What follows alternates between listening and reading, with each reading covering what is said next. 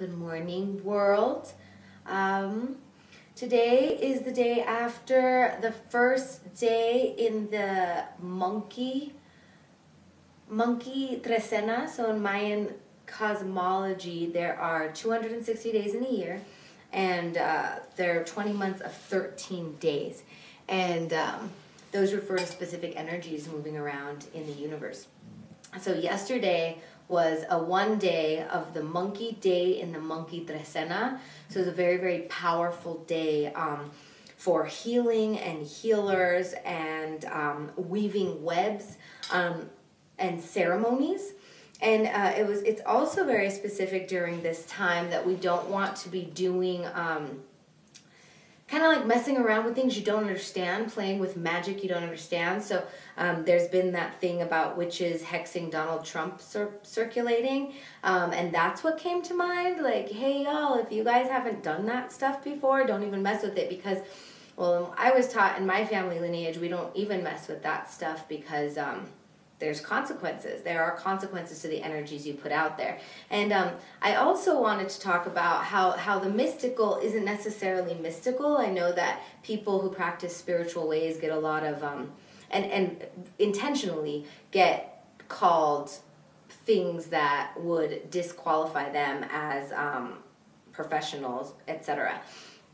And that is very pointed and very marked, systematically patriarchal in a way that disempowers us. So there is an estimated 6 to 9 million, I believe, women in the old Europe who were raped and tortured and murdered and burned at the stake. And that was in confluence with the rise of the masculine as the head, as the main thing.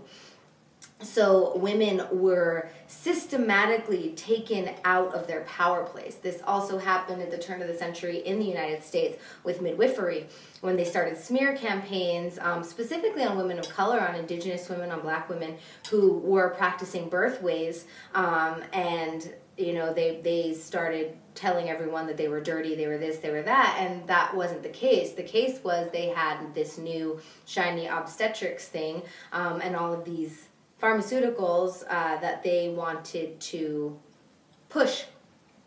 That's somewhat still the case, unfortunately. But we're coming back. And when I say we, my mom was talking to me about calling ourselves witches or being witches. And I'm like, well, I don't really identify either way.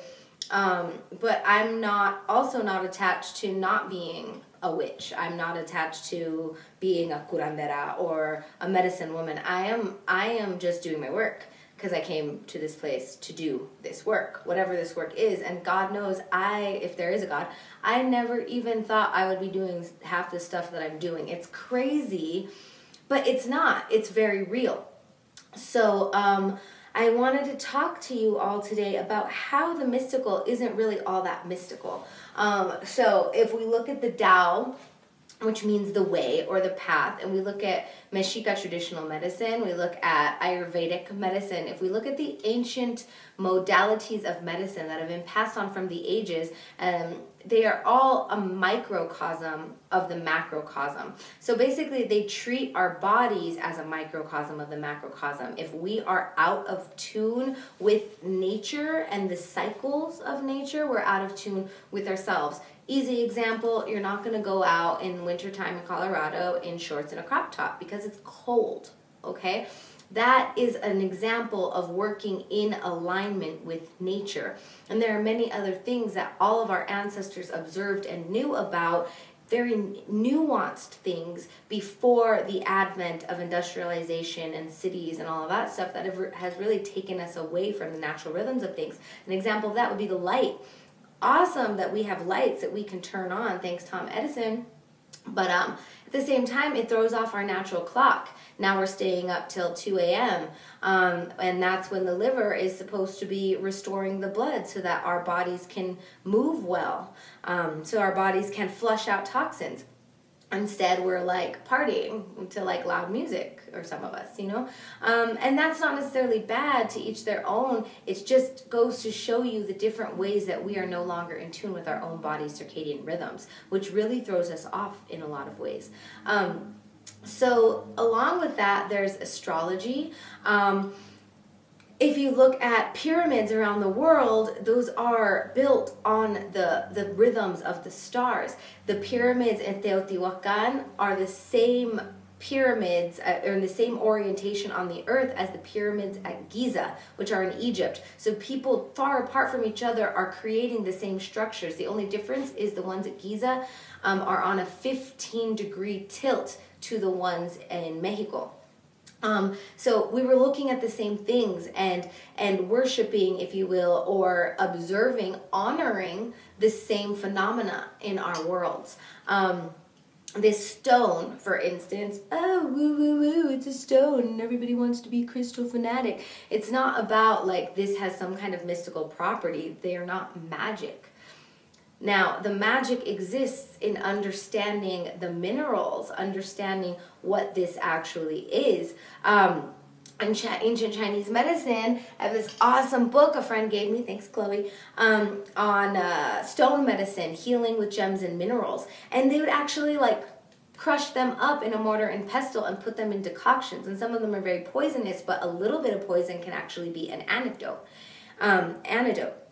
So there are all these ways that we use earth medicines, and the corporatized, industrialized powers that be have told us that they are woo-woo and voodoo, and there's something wrong with you if you believe this and that, and that's a way for them to take away our power. Because if we know that when our period comes on the full moon and we prepare for it, we're not going to get these crazy symptoms. If we know not to hate our moon cycle, we're not going to internalize that hate, and we're not going to buy things that they're selling us to make it more easeful. It's like you create a symptom and then you sell a cure or a maintenance tool for that symptom. We could talk a lot about this. I want to also end talking about Masaru Emoto, a Japanese man who did all of these tests on water using words and intentions and energy. So this is a person who took water. You can look it up, Masaru Emoto, Emoto. I think that's right. And he did experiments on water molecules, scientifically and intentionally, energetically based, because everything's energy, ask Einstein. Sometimes you can. And he put words like beautiful or ugly or angry or love on glasses of water, and then watched the molecules after having been put these vibrations on them. So what he found was like words like harmony and love had these, the molecules looked all beautiful and symmetrical and like the word, and then they put like ugly and tragic and whatever these words were on the other water, and the molecules of that looked like jagged and just they embodied the meaning of the word. So our words are very powerful. There is a reason they call it spelling, okay? Like casting spells. So if you wake up in the morning, you say thank you, you'll feel thank you. If you wake up in the morning, you say fuck you, you'll feel that, okay? So these are just little tidbits to kind of start wrapping your head around the way we are connected to things. And it doesn't have to be mystical at all. It just is. In native traditions, we don't pray to God. We feel God, okay? And God being the deer eating and drinking from that beautiful brook. God being this amazing fern that came from my mentor, Doc Rosen's clinic, by way of his beautiful brother and widow / friend Wonder Carol. They gave these plants to me, and they carry the vibration of my mentor and my teacher, and I honor that. And that's part of why there's such a strong connection between he and I. When I eat my food, whether whoever God is that day, because I was raised in a lot of different traditions, I believe a lot of different ways. And one of my teachers tells me, and many of teachers, like, belief systems are all bull anyway. Like, the more you believe, the less you're connecting. It's a process. We are process oriented. Yin and yang are constantly working like this. Ometeo, duality. It's always going like this. There's no subject object. It's not we are this thing and we're trying to reach this thing. No, we are stewarding energy day in and day out. And that's where ceremony comes in. Us creating the vessel for the energetic shifts to happen, like solstice, like equinox, like when a young woman begins her menstruation cycle. You are stewarding that energy to help it move with the greater understanding of the divine cosmic energy. It's not foo-foo. It's very real. And the more you live your life in the realness of energetic movement based in our natural rhythms, the more life will have you living.